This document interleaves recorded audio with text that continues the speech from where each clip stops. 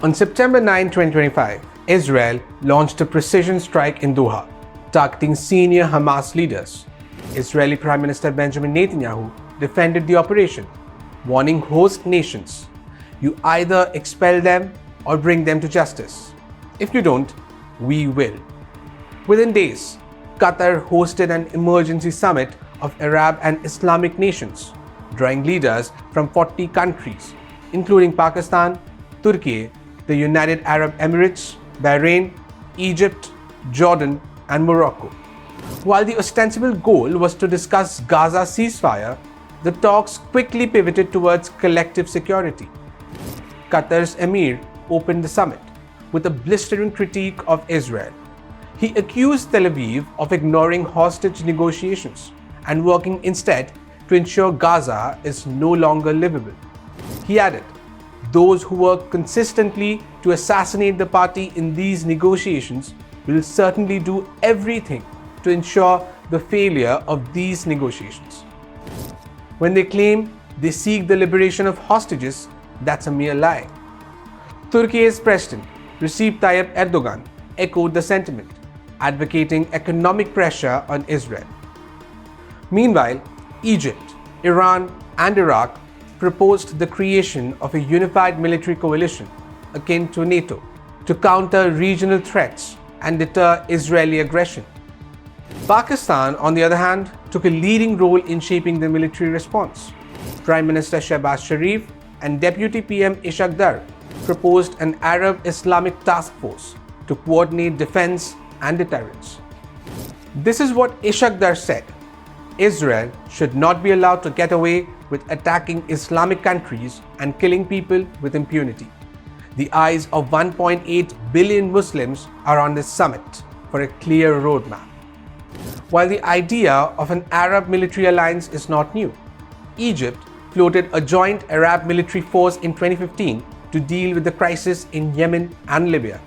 Previous efforts stalled over leadership disputes, funding, and operational coordination. Today, the immediate threat posed by Israel's strike may provide the momentum long sought by proponents. Experts say the proposed coalition could take multiple forms: joint patrols, combined intelligence sharing, synchronized deterrent and offensive operations, and economic pressure. Countries like Egypt and Saudi Arabia could contribute ground forces, while Turkey and Iran provide strategic planning and regional influence. Pakistan could offer logistical and technological support, especially in coordination with existing US partnerships. The implications extend far beyond West Asia. For India, a formalized Arab-Islamic military coalition could alter regional security calculations, energy flows, and strategic alignments. Experts suggest India must monitor the alliance closely, particularly as it navigates its ties with Israel, the US, and Gulf nations.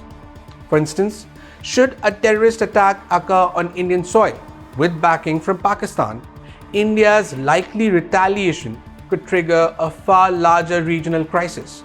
Members of the bloc, united under the banner of collective defense and deterrence, may view India's response as an assault on a partner nation or co-regionalist state. This could prompt coordinated diplomatic, economic, or even military measures against India, turning a bilateral conflict into a multilateral confrontation. From Qatar to Cairo, Tehran to Islamabad, the Arab world wants to make it clear that unilateral aggression will no longer go unchecked. Countries are signaling willingness to act collectively, and the Arab-Islamic Task Force concept is gaining traction. Experts, however, say that forming such an alliance faces significant challenges: historical rivalries, divergent national interests, funding disputes, and operational logistics could slow progress. Yet, the urgency created by Israel's strike may push countries to overcome these obstacles faster than ever before. Beyond military confrontation, economic levers are on the table. Turkish and Gulf leaders emphasize sanctions, trade restrictions, and freezing strategic investments as tools to pressure Israel. Iran has proposed regional contingency plans for rapid deployment of forces if further attacks occur. Pakistan's involvement introduces another layer of complexity, already tied to the US through investments in mineral and defense projects. Islamabad may now serve as a bridge between Western interests and the emerging Arab-Islamic coalition, balancing deterrence against Israel while maintaining strategic partnerships. The recent events in Doha have sent a clear signal. Israel's unilateral military actions could unify Arab and Islamic nations in unprecedented ways. And while the prospect of a formal alliance faces hurdles, the momentum is undeniable. From a strike in Doha to the corridors of Arab capitals, a new strategic reality is emerging, one that could redefine power in West Asia and South Asia and make the world rethink how unilateral military actions ripple across alliances. This is Rudrishish Kanjalal for India Today Global.